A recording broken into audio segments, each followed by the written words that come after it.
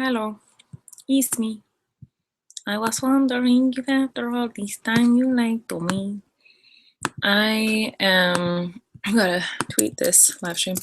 Live stream, oh my god, it's happening.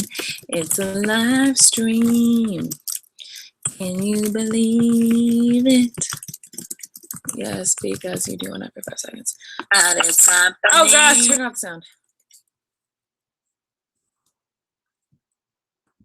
Okay, I just tweeted it, so we should be good to go. So while we're waiting for people to show up, I'll play some uke. So here's what you're in for tonight, y'all. I'm going to procrastinate work because I'm supposed to be editing right now, but I don't want to. So I'm going to play uke, and I'm gonna unpack my suitcase. It's a thrilling night. It's gonna be a really thrilling night. But while you guys are coming in, I will be playing ukulele.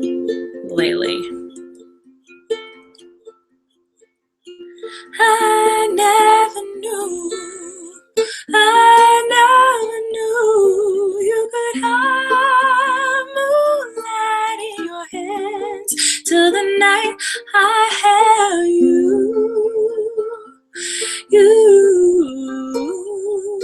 You're my moonlight,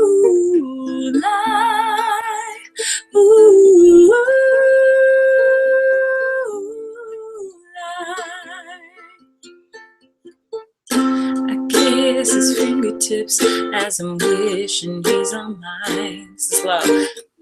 He's giving me Elvis with some James Dean in his eyes. Put his lips on my neck, makes me wanna give him my body.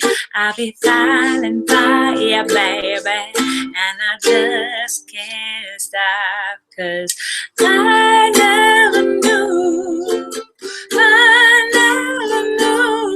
you could have moonlight in your hands till the night I held you.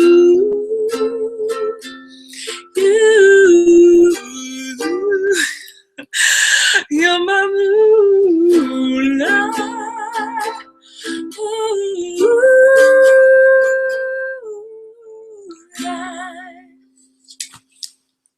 Now, are there any people in here now? Are you guys here? I feel like there's always an awkward moment of like 10 minutes where I'm like waiting for people to come to the live stream and watch. So I figured I'd sing during that moment. But I am going to Snapchat that I'm doing this. Hi y'all, I'm doing a live stream on my vlog channel. I know it's late, it's like midnight, but if you're awake, come say hi and hang out. Okay, bye. Why did I wave? Who waves on their Snapchat? Live stream, shocker. Corey's here. Corey's home. So what do you guys want to talk about here? I could sing a little bit more while I'm waiting for more queens to come on here. Colleen is Queen said, what do you love and hate about Corey? Spelled wrong. Love you. I love you too. What do I love, hate about Corey? I love everything about Corey, and I hate nothing about Corey.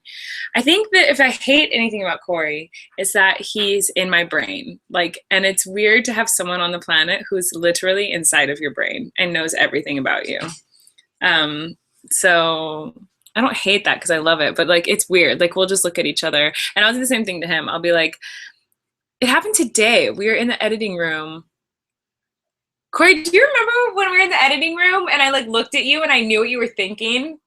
Yeah. What was that? I can't remember now. Because she's like, I want to get jeans, and I was like, yeah, where is it? She's like, it's in Gastown. I looked at you and you're like, oh, I think you'll be close by. Oh yeah. I was like, you don't even know what I'm thinking. Yes, I do.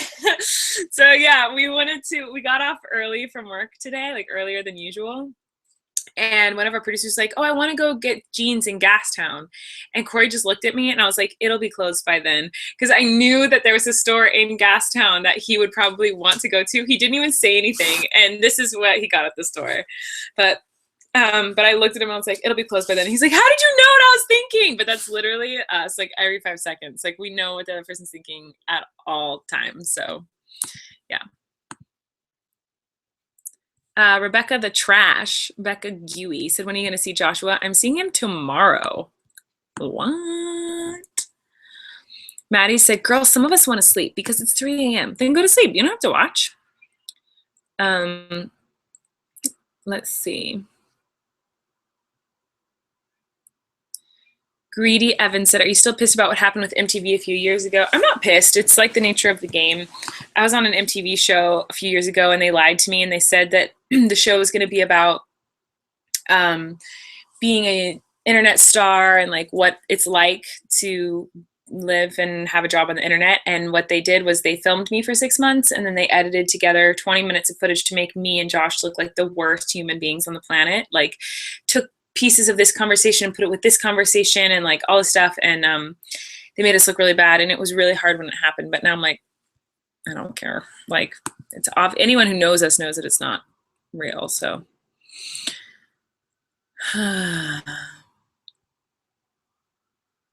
Colleen's Flannel said, favorite thing about Harvey, love you so much.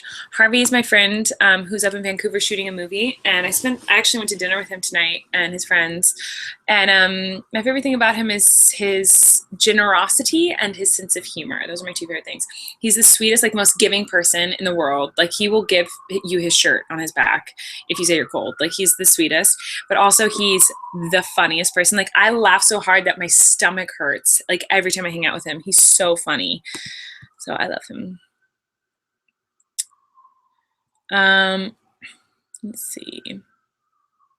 Everyone wants a hashtag. You guys are obsessed with hashtags. Happy birthday, Amaya. Okay, ask me some juicy questions because I'm gonna start unpacking my suitcase and I want to like have story. Like ask me a question that isn't a yes or no question. Like ask me a question that's like an intense question that I'll have to like tell you a whole story about so that I can tell you a story while I'm unpacking. While you guys are thinking of good ones, I'll sing another song. So let me see, what can I do? I like singing Ari, so I'll find an Ariana song to play.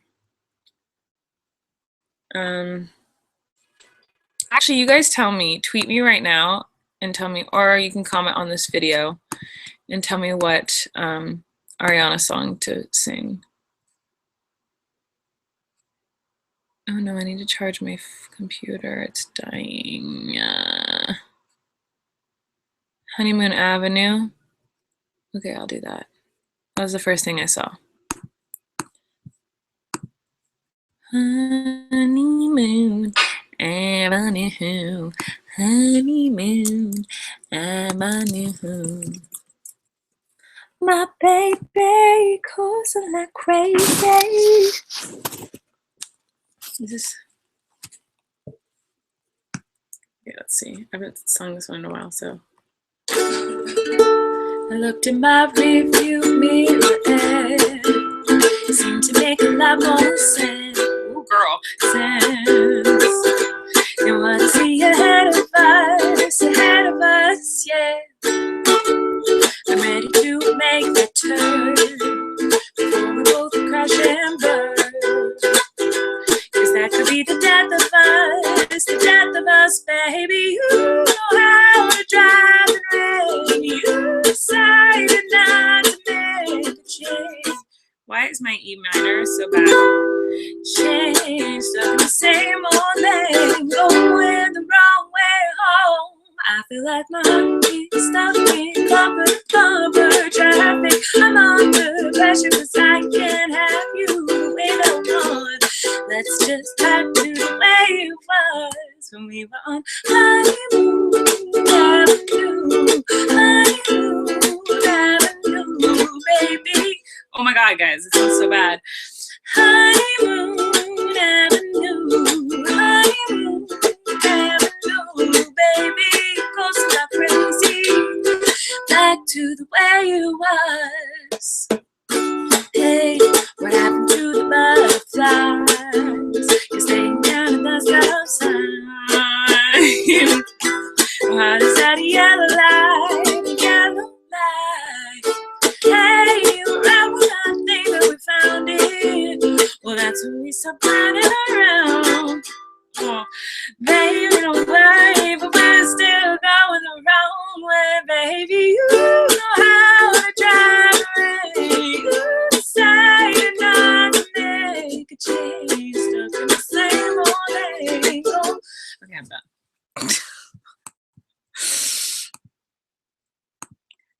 Okay. Sarah Tomlinson said, please tell us more stories about when you were in college. What kind of story? There's so many stories from college. Let me think. I feel like I've told you most of the stories from college. I could tell you, I love that I lost 300 viewers while I was singing. College.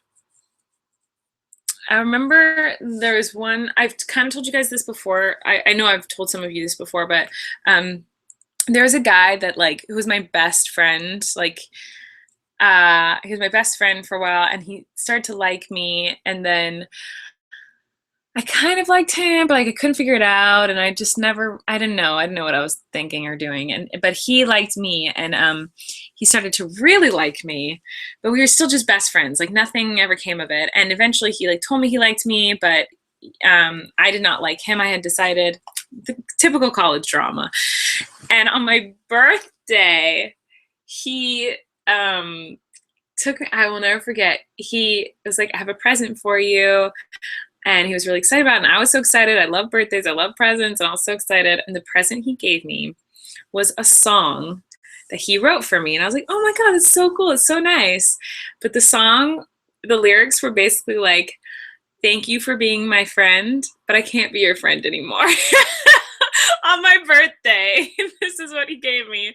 A song telling me that he could not be my friend anymore. And I was like, you couldn't wait till tomorrow to give me this? Like, you're literally telling me you're not going to be my friend anymore, and you're my best friend on my birthday.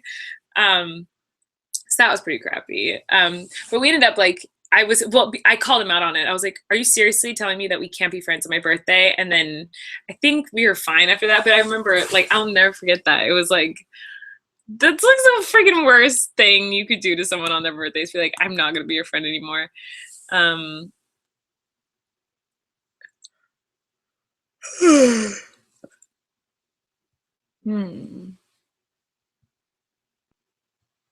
Let's see. Oh my God, Amanda knows what it is. I want to thank you, Colleen, for being my best friend. I feel so sorry for anyone who was a part of my life in the past, because I air out all my dirty laundry on the internet now. So like, if you have ever, like anyone who's ever been a part of my life, I'm gonna get my charger right now.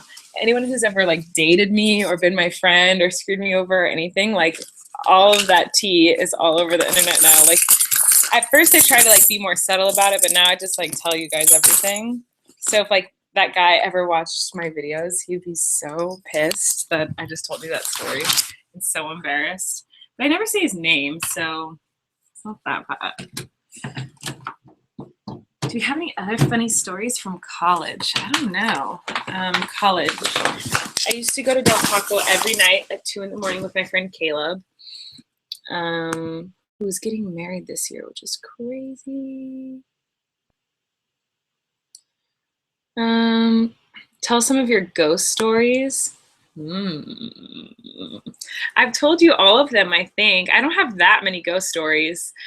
In college, I've told this like twice in Colleen's Corner, but like I came home from hanging out with my friend, and there was like a ghost or a demon or something in my bunk bed. Like I slept on the bottom bunk and my roommate slept on the top bunk, and I got home at like 3 or 4 in the morning, and I was like, okay, I'm gonna be really quiet, because when I opened the door, I saw my roommate asleep in her bed, and like her long curly hair was like draped over the bed, and I was like, oh my God, I need to be quiet.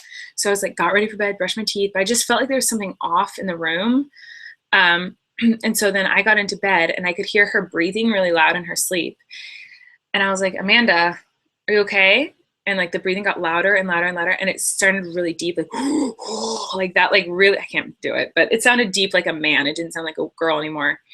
And I was like, Amanda, are you okay? And she wasn't responding to me. She's just breathing heavy. And so then I started to like pray, like, oh my gosh, if there's any demons or anything bad in this room, get it out. Like, I just felt like there's something bad in there.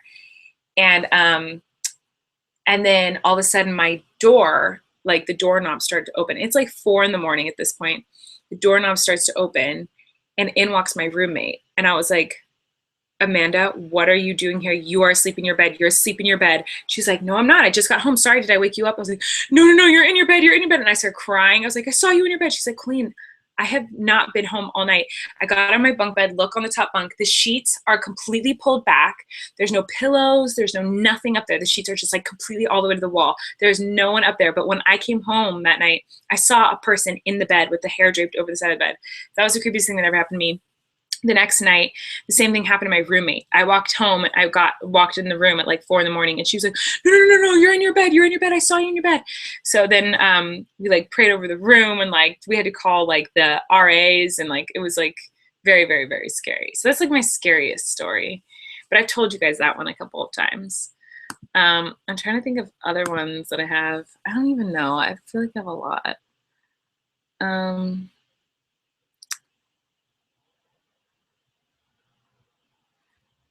Rama Dingleton's up is Joshua. Hello, Joshua. I'm doing a live stream. I'm gonna say hi here. I'll put you on speaker. What? You're on speaker.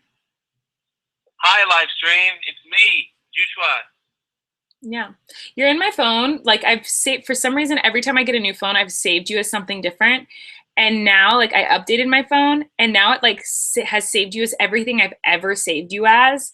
So when you call me, it says hubby or fiance or Josh. Look, hubby or fiance. Well, guess what? What? I'm all of the above. You're not my fiance. Right? Well, I mean, it's all perception. Boyfriend, fiance, person that you're in love with. Right? Yeah. Whatever floats your boat. Well, your wife's in my phone. Well, I'm doing a live stream. Can I call you in a little bit? I don't want you to go yet. Okay. I just got into the room and I know you're busy, but like I'm about to like go. I haven't eaten anything since the show and I'm starving. I just wanted to say hi before I go do that. Well, hello. I love you. So you're gonna live stream for how long? Just a little bit. I'm gonna like unpack my suitcases and just gossip with the kids on the interwebs.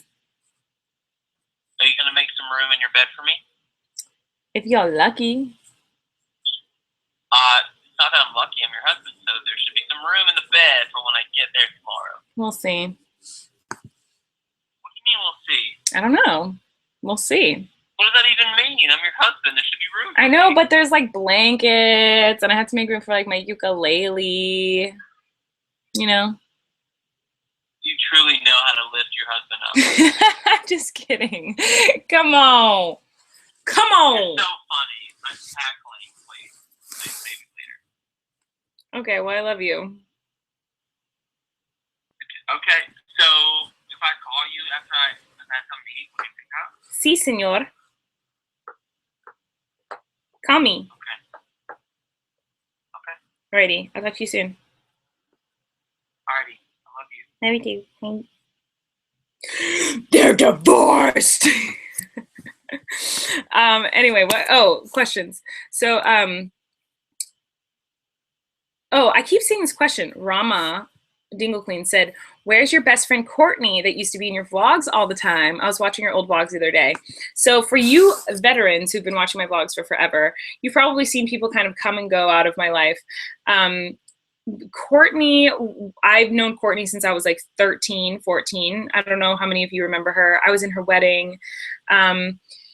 She's awesome. We were best friends for a really long time. We were like sisters, but we just kind of grew apart, like, and nothing bad. Like, it just like she lives really far away from me. First of all, she lives like an hour and a half away from me, but she also like has kids, and she just lives a totally different lifestyle than I do. And so it just, you know, she was so busy because she has babies and she's a stay-at-home mom, and like to drive all the way out to me was like not really realistic. And I have such a crazy hectic schedule. Me to drive out to her was not really realistic.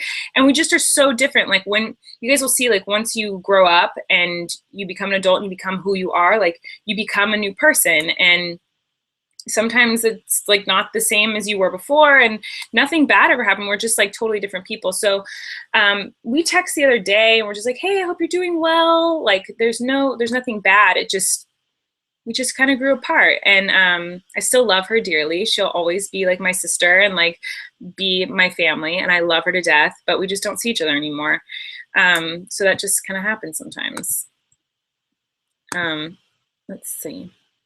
It's hard. Like once you become an adult, it's like you have to pick what road you're going to take. Like you either choose your career, or you choose your friends, or you choose a family, or you choose babies, or you choose travel. Like you choose what you kind of want to do. And I've chosen career and the family that I have.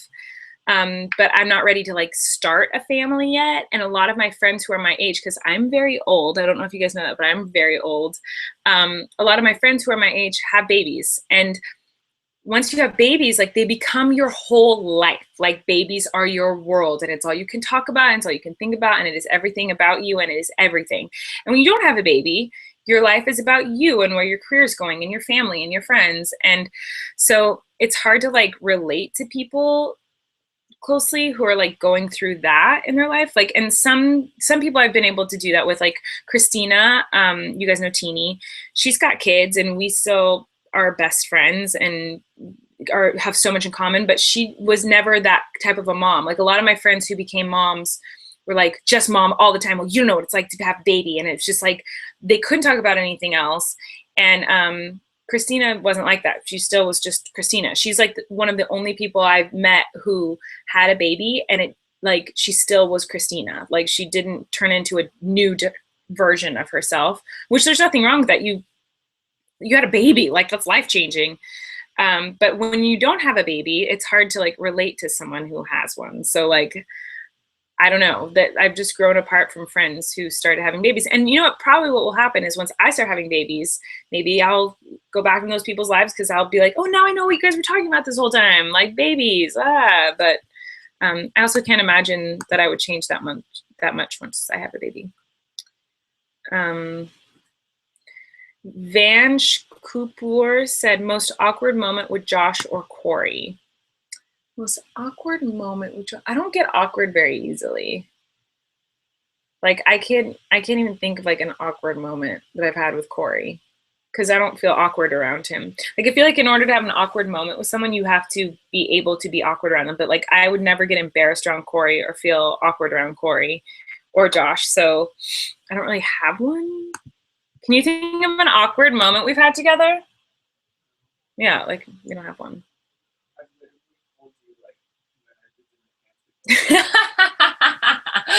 I know, like we've literally like pooped in front of each other practically, so like there's nothing that could be awkward. Sarah Wren Swagombos said, what is your worst bullied experience? I'm gonna start unpacking for this one because I feel like this one could be a hefty story. I don't know. I feel like, first of all, I will say that I feel like everyone gets bullied. Some people get bullied worse than others. But I do feel like everybody goes through their fair share of bullying. And I feel like I went through it a lot in high school, but in high school it wasn't like talked about. Like for me, high school for you guys probably, you know, and nowadays like bullying is talked about constantly. Like it's very, very aware that there's bullying going on. But when I went to school, like it wasn't talked about. Like it was just like, oh yeah, you get bullied. Like it was just a fact. And it, right, Corey, didn't it feel that way? What? Like when we were in high school, it wasn't like, bullying wasn't something people talked about. It was just like a fact. It was like, yes, you get bullied, the end. Like there was no like, bullying needs to stop. Like that never happened. It was just like, you get bullied and it sucks and deal with it. Yeah. Like that's how it was when I went to school. So it didn't feel, I don't know. I got made fun of a lot by boys, like in high school, which might be kind of the reason why I became like so like independent and was like, I'm gonna be a single mom and I don't care about love and romance. And that was very much me. And I wanted to be a single mother. I never wanted to fall in love. I never wanted to get married. Like I was like, I mean, I wanted to feel that stuff, I guess, but like I was openly like, I'm okay being single forever. I'm just going to be single for the rest of my life, all that stuff. Because boys were really, really mean to me in high school. Like, I didn't look like the other girls. Like, I didn't have boobs in high school. I did not blossom until college. And actually, when I came home from college, the first year that I came home from college, everyone thought I got a boob job because I went from an A cup to like a C cup in like 3 months. Like, and I didn't get it when I went to college. Like, I was 17 when I got boobs.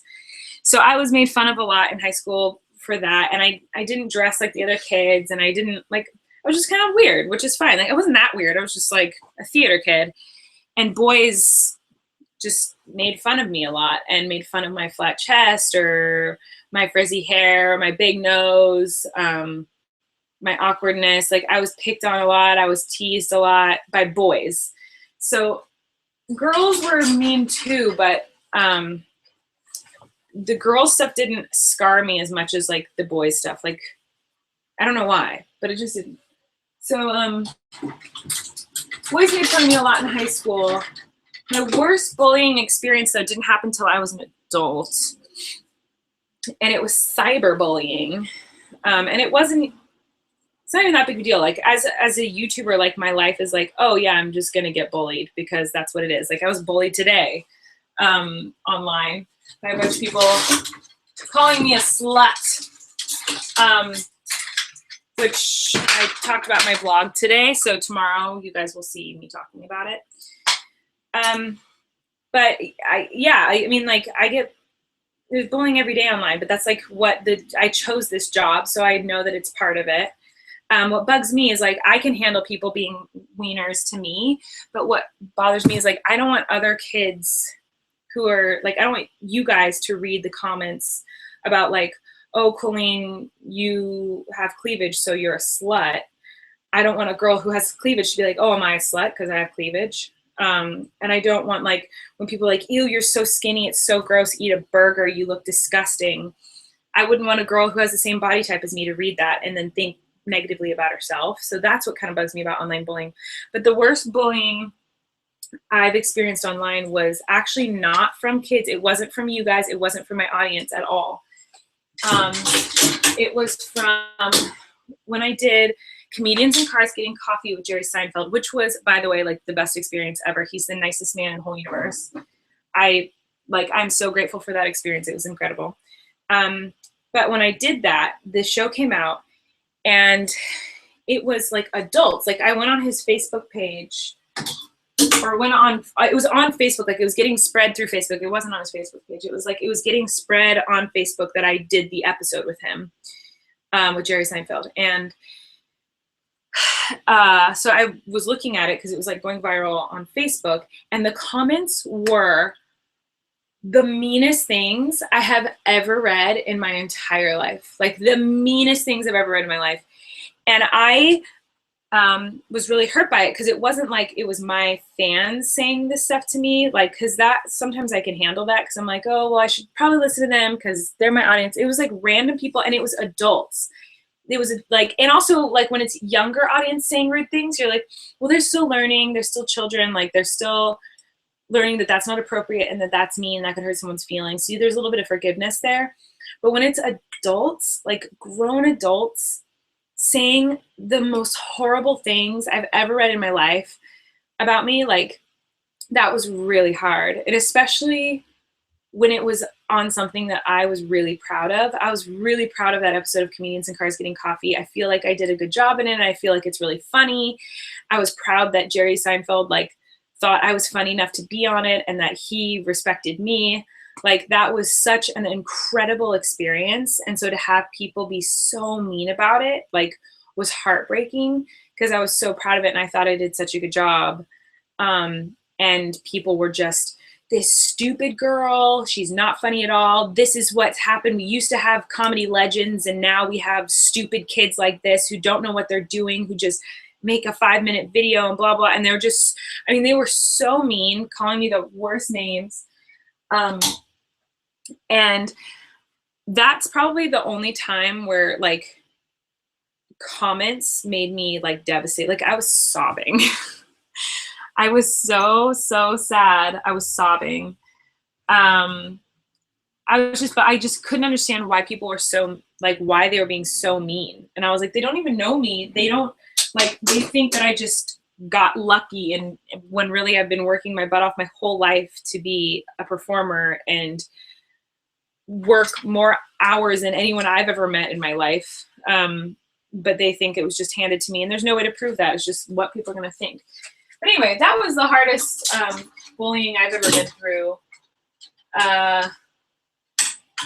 But the cool thing that came from that was that I learned that you guys are amazing, because the one thing that like really lifted my spirits through all of that was you guys defended me to like these people who were being awful and mean in the most mature way. It was so cool to see that like the younger audience was the one who was being mature. Like these adults, these middle-aged men and women were being like, I hate this bitch about me, and being so mean about me.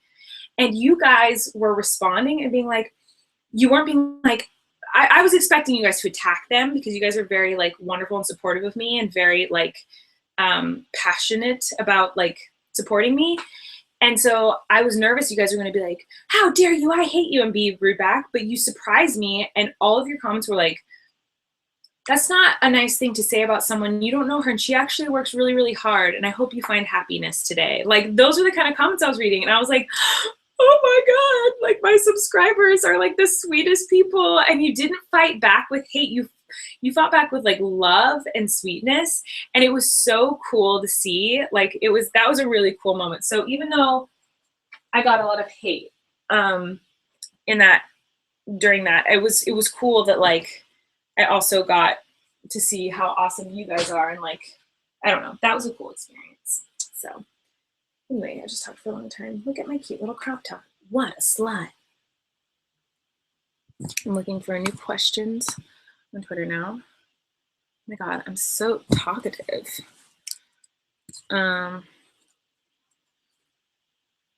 Let's see. So go ahead and ask me other questions on Twitter right now, because I'm looking for some questions.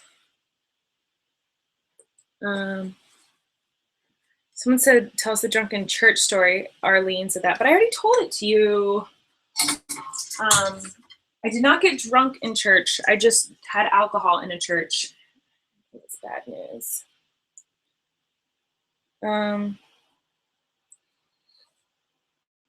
Loves YD02 said, have you ever unfollowed a fan before?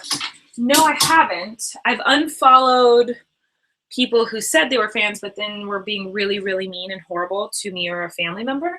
So I was like, well, that's not a fan. If you're being super mean, like that's not a fan. So I've unfollowed a couple of people like that, but not really. Bren Fredrickson said, do you have a favorite episode of Haters Back Off? P.S. I love you so much, and I love meeting you last summer. I love you too. I will follow you. Yes, I do have a favorite episode. I like them all. Like I love them all so much. I can't wait for you guys to see the show. I'm like dying. I want you to see it right now. Like I wish I could show it to you. I would show it to you right now if they let me.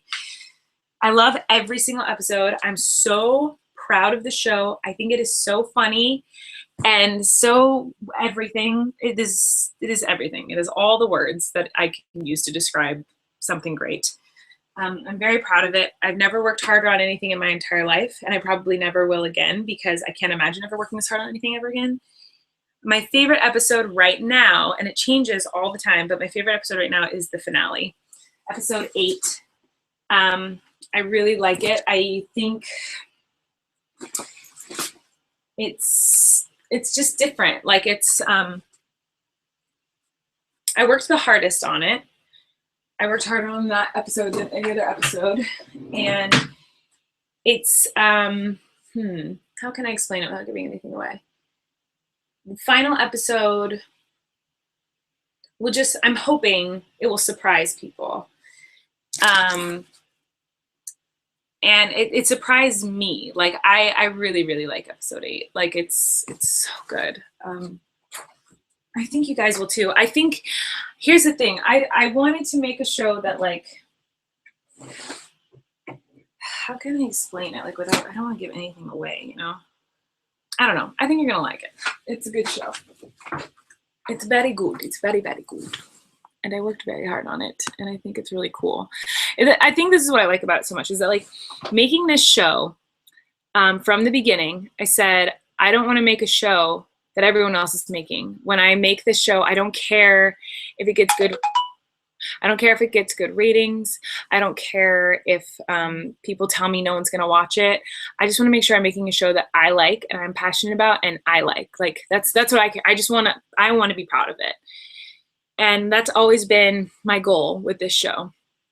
And there's moments here and there where I'm like, oh, I'm a little bit unhappy with that just because there's not enough time to make everything perfect. So there's a few moments in every episode where I'm like, that could be a little bit better, but it's like little perfectionist things like no one would ever notice.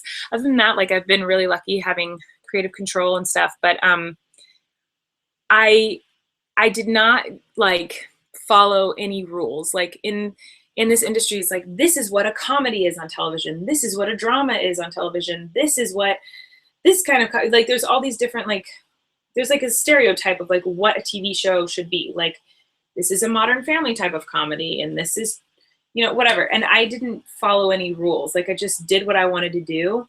So I think a lot of people won't like it because of that. Like, I think a lot of people will be like, and I probably shouldn't say that, but I think people will be like, whoa, this doesn't follow the rules of like what television is.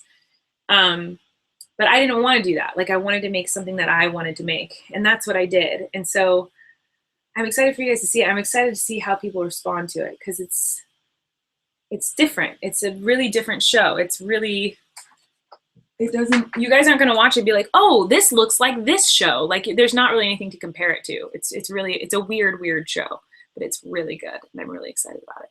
Not now, iPhone. Not now. My mom is so mad at me because I won't tell her what happens in the season finale. Like she's furious at me. Let's see. I'm trying to clean up my room. I'm very bad at this. Look at these cute little shorts. Okay.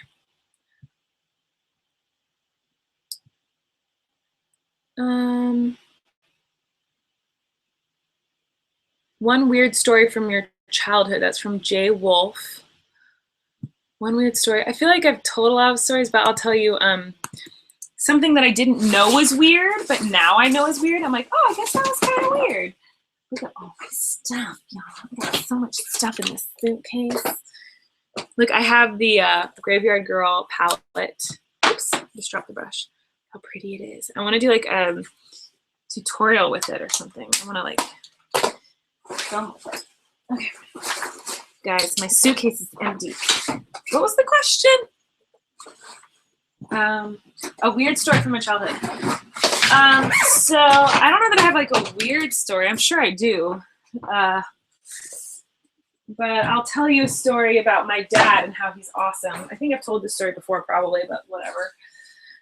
My dad is the coolest person in the world. I love my dad a lot. He's the best. And we didn't have money growing up, like at all, like nothing. And I never knew. And like when I did find out we didn't have money, it wasn't like a thing. It wasn't like we're poor. It was just kind of like, oh yeah, we don't have money. Who cares? Like I didn't care. Like it wasn't ever a thing. My parents didn't talk about it in a negative way. I just didn't know that I was missing out on things. So like it was never like, well, you can't have that because we don't have money. My dad actually like made sure that we always got to do everything everyone else got to do, even though we didn't have money. So for example, like my dad, like we couldn't go to the zoo because the zoo costs money. But my dad didn't want us to miss out on the experience of like going to a zoo. So he would take us to the pound because the pound was free. And we'd go and we'd look at the dogs and the cats and the cages at the pound. And we thought it was great. We got to see animals. We didn't care that it wasn't like tigers. We were excited we got to see animals. He would take us to like a pizza parlor to play with like the arcade games, but we couldn't, like, he didn't want to spend the money on like the actual arcade games. So he would just like tell us, he'd like act out like what was going on, and we'd be pushing buttons. He'd be like, oh, now turn right, turn right, turn right. Okay, now get him. Like, and we'd think we were playing, and the screen would be like blinking game over, and we'd be like, we're playing a video game. We didn't even know. And like other things, like we'd go to McDonald's, like we'd want McDonald's, but they're back in my day, back when I was a youngin', they used to have really cool days at McDonald's where they'd have a hamburger day and a cheeseburger day. And I think it was Tuesdays and Wednesdays. And on Tuesdays, the hamburgers were 29 cents. And on Wednesdays, the cheeseburgers were 39 cents. Corey, do you remember that? No. You don't remember that? And my dad would go on the hamburger day because it was cheaper. It was only 29 cents a burger. And then he'd buy burgers for each of us and he'd drive them home.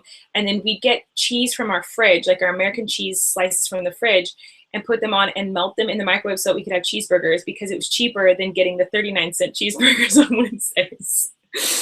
So we did like, my dad was so creative and did a lot of stuff like that.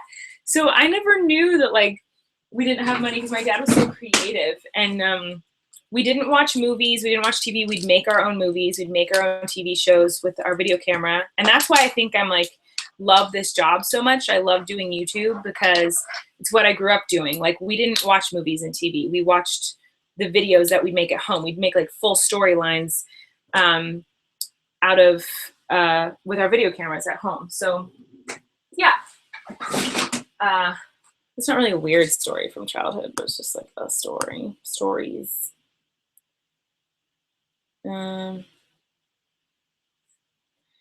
Becca said, what talk shows do you want to go on when you do press for Haters Back Off? I don't know, that freaks me out.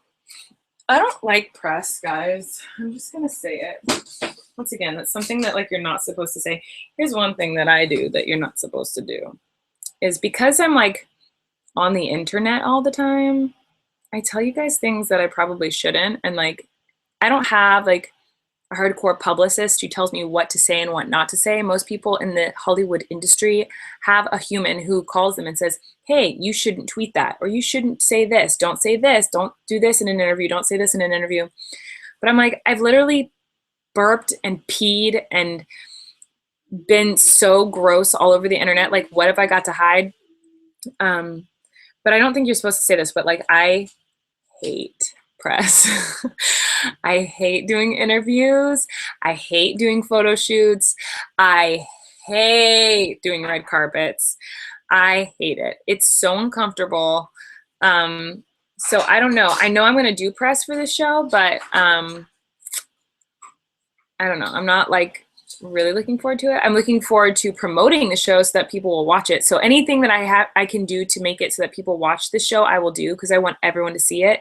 Because I really want to do a season 2, because I want to finish telling the story of Miranda, and I just love the cast and I love the crew, and this is like my dream job, and like literally this year all my dreams are coming true, and so I don't want it to end. So I want a lot of people to watch the show so that my dream doesn't have to end, so I can keep doing this forever. But I don't know. I guess I've always wanted to do Ellen, but even that, it's like the thought of like having to figure out what I'm supposed to wear and like having people do my hair and makeup and stuff like that makes me so stressed. Like I'm so stressed right now thinking about it. And like, I don't know. I don't even know if I'm going to do, like, I don't know what the press situation is going to be. Maybe I'm not even going to do any talk shows. Maybe I'm not going to do press, but I'd love to just meet Ellen. Actually, I'd love to like have Angela Kinsey go on Ellen and promote the show, and I just get to go and meet Ellen. That would be my dream. But I did do the Jimmy Fallon show, and he's the nicest guy in the world. So like, maybe I'd want to do that just because he was so nice, and I feel like I might be more comfortable around him. But I don't know. I don't really like press. It stresses me out. So hopefully I don't have to do too much.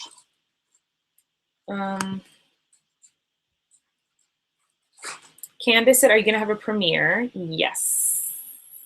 I don't know any information though. This is not me withholding information. I literally know no information.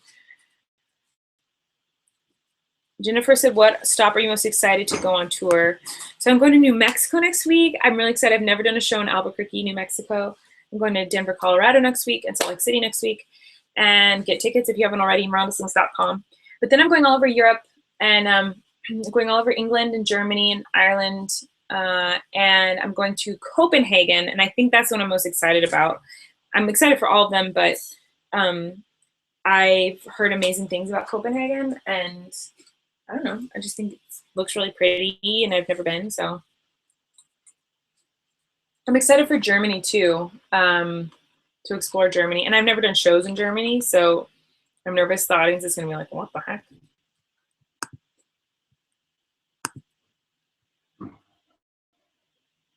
I'm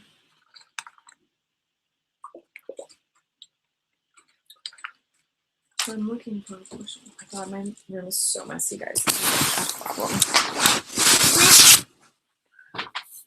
At least I unpacked my suitcase, so there's that. I never knew, you could have.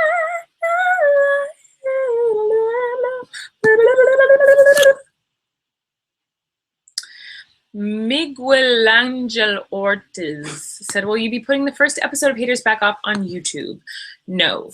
The show will be on Netflix, and that's it. So if you want to see it, you have to sign up for Netflix. But it's worth it. Trust me, it's so worth it. Because even if you like get a Netflix account and you hate my show and you're like, well, that was a waste of money, I hated Haters Back Off, there are so many other amazing shows to watch on Netflix. It is crazy. Like all the Netflix original series are incredible. And just they have Friends. Like it's worth it even just to get it so you can just watch Friends over and over and over again. So it's totally worth it, in my opinion.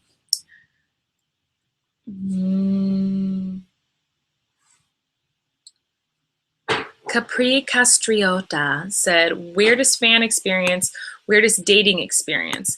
So every time someone asks me what my weirdest fan experience is, I always say I don't have one. But then the other day, someone tweeted, Colleen says she's never had a weird fan experience, but she literally broke her toe meeting a fan once. And I forgot about that. I didn't break my toe, but I definitely like severely injured it. I was in San Francisco, I think, or San Jose, or somewhere up in California. And I was doing a meet and greet, and I typically hug everyone who goes to the meet and greets. Now it's like I have to do a side hug because my shoulder, but typically I'm like, come give me a hug, and I like freak out over it. So I did that, and this girl like ran for me, like lunged for me, was so excited, and she rammed her foot into my foot like this, and I was wearing Crocs, so I don't even know how this happened. But when she rammed it into me, my toenail on my big toe went and like came off. Like it like ripped off, and my whole toe like jammed in, and it was so painful. I had to be like, I took a picture with her, and then I turned around, and I was like, Rachel, I was when my sister Rachel worked with me, and I turned around and I was like, I just need a minute, I need a minute. And I tried to compose myself, took a few more pictures. It was in so much pain, but I was like, no, I'm gonna get through this meet and greet. So I kept taking pictures of people, and then I was like, my foot feels so cold. Why does my foot feel cold? And I was like, no, wait, my foot feels wet. Why is my foot wet? And I looked down, and my Croc was full of blood. And so we had to stop the meet and greet. I had to go upstairs in the dressing room. They took off my Croc. It was full of blood. My foot was covered in blood. It was so gross. And then they bandaged it up, and I went down and I finished the meet and greet. So that, I guess, is the weirdest thing that I've ever done with a fan. Weirdest dating experience. Oh my God, I don't know. I've had a lot of weird dates. I did a story time video about a bad date that's going up next week, so you guys will see that one. But weirdest date. I don't know. I feel like I've told you guys all my dating stories. I don't feel like I have anything new to tell you. Izzy said, where did you get your flannel from? Probably Forever 21.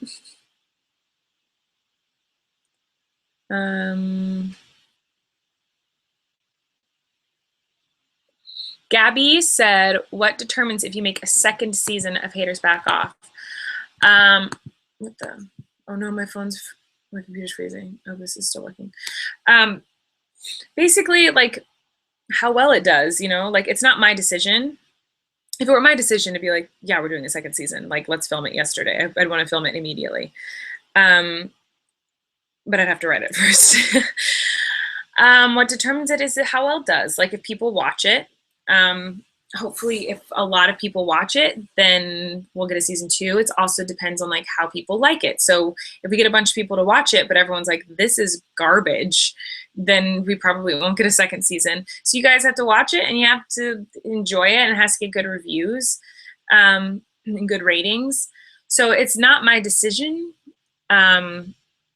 But if it was, I'd say let's do season 2. But hopefully, I mean, I'm trying to stay positive. I'm a very pessimistic person naturally, so like, I mean, I'm happy and optimistic, but as far as like how I feel like I've succeeded is by being like, well, this is never going to happen for me, so live this moment to its fullest, because tomorrow you're not going to have any of this. And that's helped me like keep succeeding, because I like live each day to the fullest with what I'm doing. And that's kind of how I'm dealing with this. I don't want to assume I'm getting a season 2, because then I'm afraid I won't enjoy this experience with season 1. So I'm like, okay, pretend like you're not getting a season 2 at all, so that season 1 you really do the best job you could ever do, and you really live it to the fullest, and you experience it to the best it can be. But yeah, you guys, people need to watch it. Like that's, I don't know, I guess that's the answer. Like people have to watch the show, and that's how it would get picked up for a season 2. So I don't know. We'll see what happens. I hope it gets picked up. I would love that.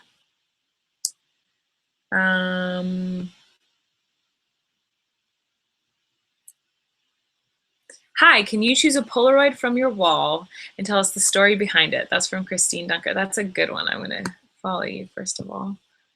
Okay, let me look at my Polaroids and I'll find one and tell you the story. Let's see.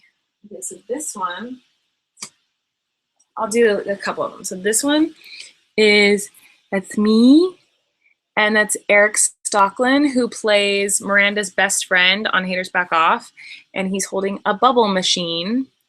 And this was taken at VidCon. There's a bunch of us in my hotel room, like my family and stuff, and we were practicing this bubble machine to make sure it worked, because the next day, I'm pretty sure, yeah, what outfit am I wearing? Yeah. The next morning we performed on the VidCon stage, and his character used a bubble machine on me, so he was testing it. And VidCon gave creators this Polaroid camera. So Corey took a picture of him practicing the bubble machine with me. And I love this picture because I love this kid. He's the coolest. Eric's a really, really good friend of mine, which I got lucky with, because when you cast a show, you have no idea if you're going to like anyone. So when we cast like Uncle Jim, and when we cast Miranda's mom, and we cast Miranda's best friend, I was like, I don't even know if I'm going to like these people, and I'm about to become like their family. And I got along with everyone so well. So Eric is like a really, really close friend of mine, and Angela is the sweetest woman in the world, and Steve is the funniest person in the world. So I got along with everyone great, which is amazing. I'll pick another one for you. Let's see. How about this one's good. This is a picture of just me. Now, anyone who would have a picture of just themselves on the wall, you'd probably look at that and be like, you are so narcissistic. Who does that? But the reason I kept it is because Parker took this picture, and he was like begging to take a picture of me. And so I gave him the Polaroid, and he was like, I want to take a picture of you, Auntie Panties. And he took it, but like, if like you are me, he like pointed the Polaroid like this. And so I had to like lean in and like barely made it. And so I kept it because it's like a good memory. Let's see, I'll do one more.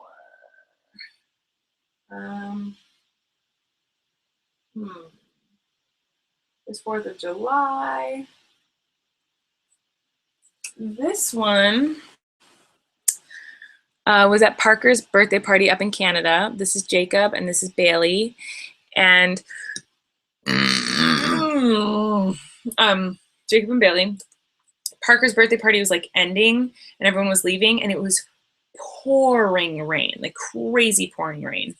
And I was like, let's go on a hike. And so we all got dressed up in raincoats and whatever, and went on a hike in the pouring rain. And I've never done that before, and it was really, really fun, fun memory. So, oh wait, that's one little towel.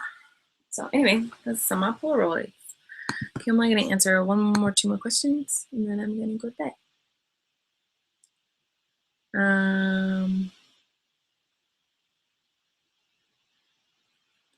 Jaden said, what's something you didn't expect when you started YouTube? All of this. When I started YouTube, I never thought anyone would watch my videos. I never thought it would become my job. I never, like anything. I never expected any of this at all. I think the only thing I didn't expect anything when I started. Like I literally expected nothing when I started YouTube. I was just being a goober. and it's crazy that it's gotten to be what it is. Let's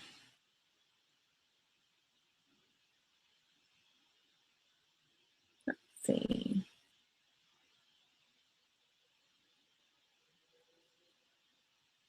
Oh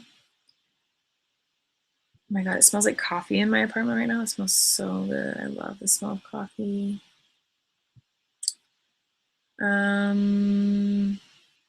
Most of your comments right now are like, come to Australia, come to this place.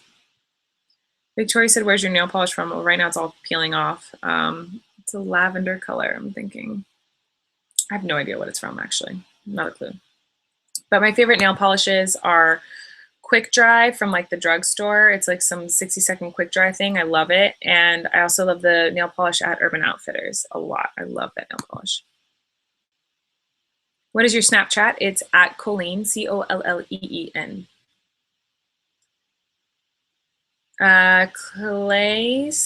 Kaylee Ann said, what is your favorite kind of dessert? Anything chocolate. And in fact, we have chocolate ice cream here, and I'm probably going to hit that up in a minute.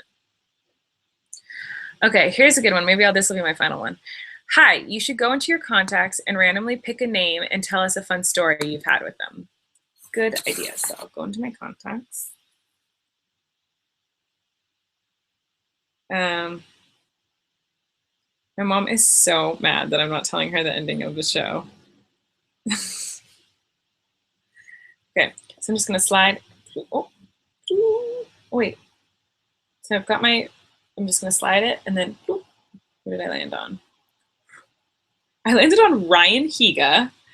Ryan Higa is a YouTuber who's amazing.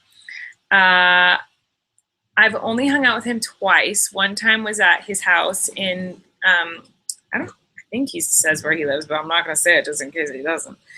But I was at his house, and we were shooting the I Dare You series that he does on his channel with Miranda. And I have to tell you that him and his friends, like him and his crew, are the nicest people in the world. Like, so nice, so embracing, so just amazing. Like, they're the sweetest people probably I've ever met. Like, they're the nicest people ever. So Ryan Higa is real stand-up guy. He's awesome. Okay, I'm gonna do it again because that wasn't really a story. It was just like saying he's nice.